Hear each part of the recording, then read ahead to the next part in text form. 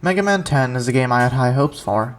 Unlike the last few games I've covered, I've actually beaten this game a few times before, and I remembered it being really easy. I was wrong. It's kind of a difficult game, and I don't believe it's as good as I thought. Before we get started, a reminder that this is the 12th video of my Mega Man retrospective. You don't need to see all the previous videos, but for this one, see the Mega Man 2 and 9 videos first. Now, let's get on with the video. Mega Man 10 was released 2 years after Mega Man 9, and it too is in the 8-bit style. The graphics and soundtrack are what you'd expect for an 8-bit game. I still disagree on the very second HD Mega Man being 8-bit, but hey, I'm not the one who makes the game. Some of my favorite songs include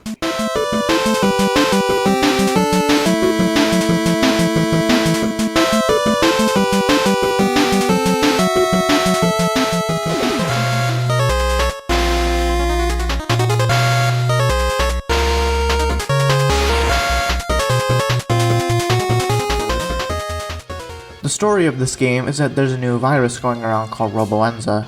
Initially, it's just a robot cold, but the infected robots eventually go on a rampage. Roll has also been infected with this virus, and Wily shows up claiming that once more it's not his fault. Spoiler alert, it is indeed his fault. So he and Light work together to create a cure for the virus. Proto Man meets up with Mega Man and says that he'll need the extra help. So, Proto Man tags along for this adventure. This also means that Proto Man is now a part of the base game. For this game, I decided to play Proto Man's campaign on normal mode, since I remember this game being very easy. A reminder that Proto Man has a slide and charge shot while Mega Man does not. He also starts his campaign with Proto Jet while Rush Jet is unlocked about halfway into the game. However, Proto Man takes double damage and double knockback. This is stupid.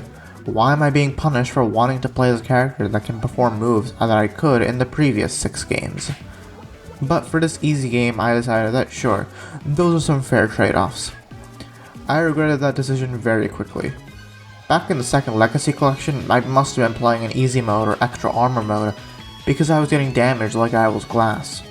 Proto Man just takes too much damage from enemies. It was getting so bad that it became a habit to grind for bolts after each stage. Sheepman stage is a good stage to grind for bolts, and it takes about 30 minutes to get through Sheepman stage, and you get about 120 bolts each run through. This meant I was actually able to utilize the spike card and beat calls, since I was able to get those topped out. Basically, you only take damage from spikes, not die, and beat can save you when you fall down pits. I also had 9 E tanks and 9 W tanks per stage. I needed it. Sure, I admit that I'm certainly not the greatest Mega Man player, I'm only kinda somewhat good. But when a game asks me to grind to get maximum items, just so I might stand a chance in a stage, that's just too far. So I made it to Wily Stage 1 before I just gave up. However, I don't want to quit a game again, so I played through the game on easy mode.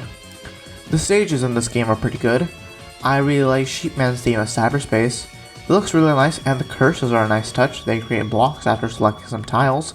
The conveyor belts that pull up platforms are a cool idea, and I really like the color of platforms that disappear after you stand on them. The vanish blocks also look nice here, they look like they come out of the background. Can you tell the Sheepman stage is my favorite? Strike Man also has a cool theme. I never would have expected we'd go to a baseball field for a stage. There are enemies that come out of the lockers, and soccer balls that fly up when you hit them are neat. Also, for my non-American viewers, I'm very sorry that I just called this a soccer ball. I agree that it's stupid that the sport in which you kick a ball is called soccer over here in America, but I don't make the rules. Blade Man stage is a sick castle, I love it. It's got a seesaw platform that's neat, and to my memory, it's the only Robot Master stage where you use Commando Bomb to destroy walls, just like Crash Bomber. Nitro Man has you on a highway with trucks ramming into you at full speed. You know, it's a lot more funny when I say it like that. Oh, for Etro's sake. The bosses are good. I used their weaknesses against them, and they were actually kind of fun. Like 9, their weaknesses make their fight a complete joke. Well, mostly. The weapons are useful, but not as useful as in 9. Water Shield is a shield, but it's not a good offense. The bubbles disperse, but it's a miracle if it hits anything. It's definitely more balanced than Jewel Shield, but Jewel Shield was broken in the player's favor, so I used it more. Solar Blaze just takes too long to come out. Same with Thunderwall, except it also only hits a singular place. Commando Bomb is cool as it can be aimed around and it'll do AoE damage if it doesn't hit a target. Chill Spike kinda sucks as it only does good damage when it's on the ground, so you'll just have to hope that the enemy lands on the spikes. Wheel Cutter is really slow. I don't find many uses for Rebound Striker, but Triple Blade is actually really cool. It shoots at 3 blades on top of you, one on the ground, and beneath you and in the air. I just didn't find many uses for it. Oh yeah, something I forgot to mention is that Proto Man can use a shop now. For some reason, he wasn't allowed to access the shop in 9, but that's changed. It's run by some guy in a Met helmet, and yeah, Tango! Anyway, there are of course some items that Proto Man doesn't have. I'm surprised he has the beat calls but not the Eddie calls. He also doesn't have the item to take off his helmet, and that's probably a good thing. In 9, taking off the helmet meant you took double damage for some reason, and Proto Man already takes double damage, so he'd take quadruple damage. Easy mode is also just too easy. Platforms are added to certain places, making them less dangerous. The downside is that most things just fall through the platforms like Protocoil. I believe the item pickups also fall through, but I guess this counts as a fair trade-off. Bosses are not as hard. Sheepman's thunderclouds only hit the spot directly beneath them. They do not also damage the floor around them. Blade Man doesn't shoot 3 blades, only 2. Pump Man's shield doesn't have 8 bubbles around him, only 4. In addition, there's the usual easy mode changes, like reduced damage from enemies and increased damage from you. Now, these on their own do make the game easier, but I wouldn't say too easy. What really crosses the line is the abundant amount of Yashishis. I believe each stage has at least 1, some stages have 2, and Wily Stage 1 has 4. If you remember, the Yashishi was in 1 and 8, and it serves the same function. Your health bar and all your weapon energy are refilled to full. I believe this crosses the line. We don't need full refills throughout the stage. Once per stage, every few stages, that would have been good. We don't need one every stage, and we certainly do not need multiple per stage. Just like 9, this game also has DLC. Endless Mode has returned, but the difficulty levels, Hero and Superhero, have not. Instead, Hard Mode is a part of the base game after beating the game on Normal Mode. We also have 3 new special stages, and the bosses of these stages are special. Anchor, Punk, and Ballade. You might recognize these guys as the Mega Man killers of the Mega Man World games. Well, they're here in the mainline and easily accessible game, and it's great. I've never actually made it to their bosses though, and that's because not only am I bad, but I also really hate how the special stages are set up. 9 introduced a time attack mode, and this is the only way you can access the special stages. And in this time attack, you're forced to play as Mega Man, and you have no items, just your special weapons. This sucks. I don't want to play as a neutered character, and I'd like to have the items I rightfully earned. Heck, you don't even have to give me 9 E-Tanks. Just let me load a save file so I can play as the character I want and I can have the items I already have. It makes no sense, and these stages are artificially harder for no good reason. One could argue, this is time attack. With times you upload to leaderboards. Everything has to be identical for everyone. This is why it's on normal mode with Mega Man and no items. And I do agree on that.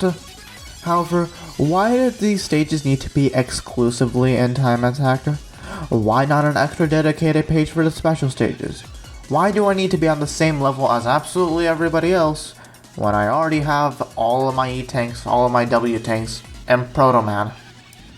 However, there's one final DLC, Base. He's playable and he's got his own story. He and Trouble go off to defeat the Robot Masters to prove that they are the strongest robots. Their story is run by Reggae, a very obscure character. He's a bird robot that Wily built to support him and keep him company. Instead, Reggae just annoys Wily and laughs at him. He made his first appearance in Rockboard, the Japanese exclusive Famicom Monopoly game. He appeared in 7 when you inserted an invalid password, and he's also Base's shop owner in Mega Man and Base 2, so that's neat. As for how he plays, he is nearly identical to how he was back in And Base. However, there are 2 changes. First, he cannot double jump. Second, his dash ability has been remapped.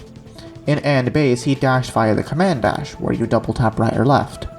Now his dash ability has been mapped to where slide would go. I like this a lot, it's just easier to perform the dash this way. After defeating the 8 Robot Masters, Wily reveals that, shock of all shocks, he was behind this. We then head to the castle stages. The first castle stage has a cool boss, the Weapons Archive.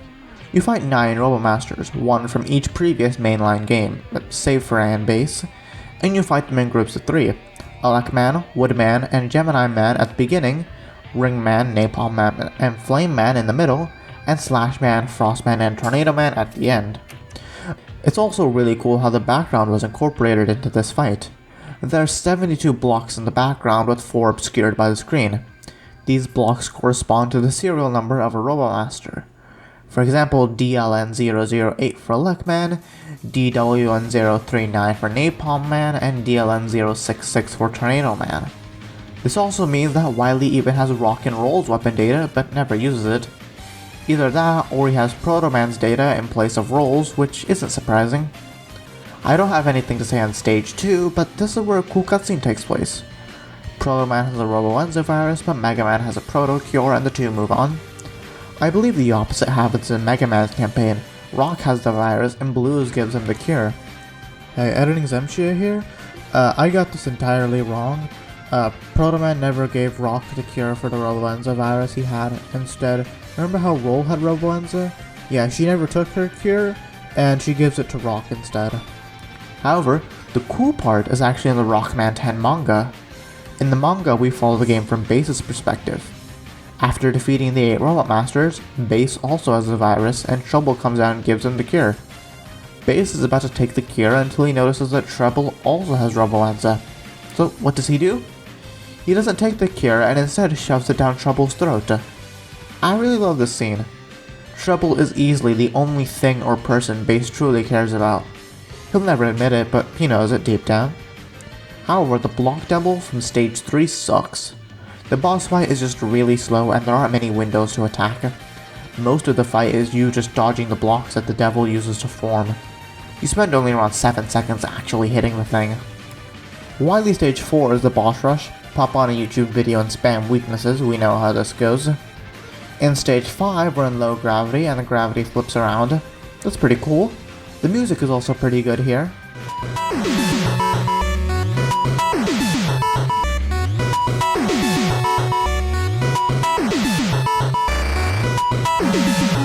And we've got the fight against Wily Capsule 7.